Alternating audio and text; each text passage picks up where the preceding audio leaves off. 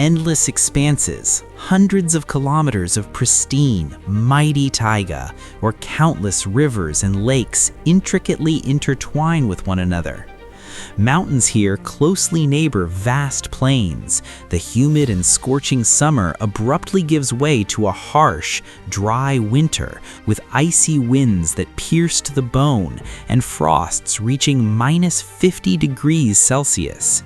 The Ussuri taiga is a land of extreme contrasts where unique vegetation grows and a remarkable animal world thrives. This is the last reliable refuge of one of the most powerful predators on Earth. This beast possesses colossal size, lightning-fast reactions, and fantastic strength, leaving its prey with almost no chance of survival.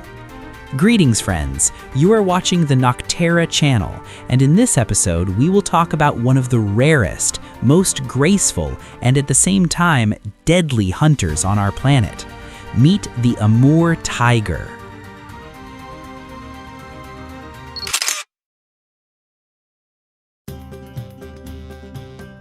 The Amur tiger is the largest living wild representative of the cat family. The body length of an adult male, including the tail, often approaches 3 meters, and the weight can easily exceed 300 kilograms. Females are significantly smaller and lighter. Their mass is usually almost 2 times less than that of males. These predators inhabit the southern regions of the Russian Far East and the adjacent territories of northeastern China. They are perfectly adapted to the extremely harsh conditions of taiga life.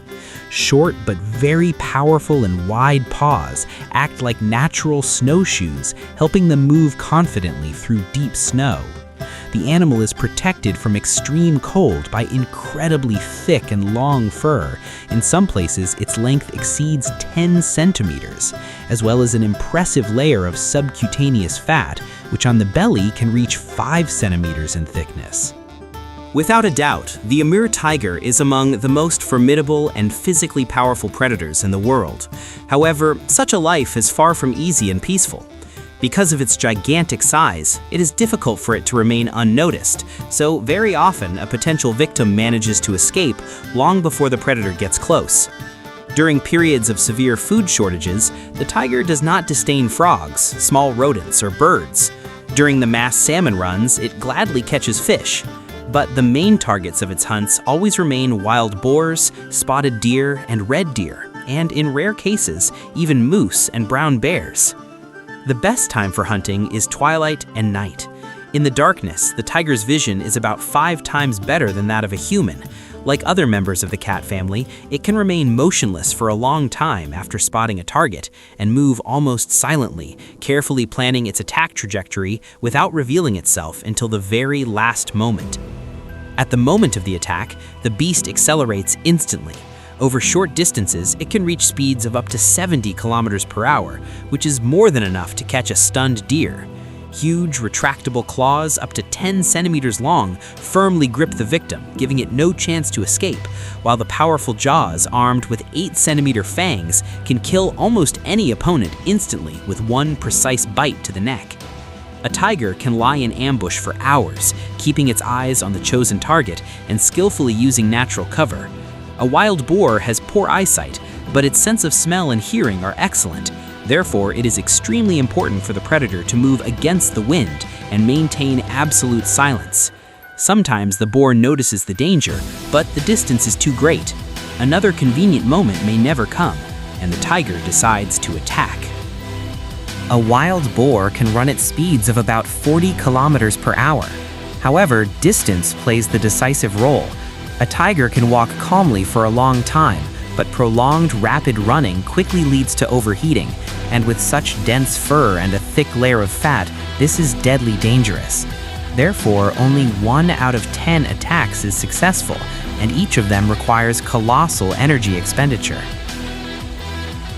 Usually, the predator tries to stay in places rich in prey, but when food is scarce, it can travel thousands of kilometers in a season. Sometimes these magnificent animals have to starve for an entire week or more. In a harsh winter, this almost always ends in death from exhaustion. Therefore, missed attacks become an unaffordable luxury. Having finally reached its prey, a hungry tiger can eat up to 30 kilograms of meat in one sitting. The daily requirement of an adult animal in winter exceeds 10 kilograms, and in summer it is slightly less. As a result, over the course of a year, it needs to hunt more than 60 large hoofed animals.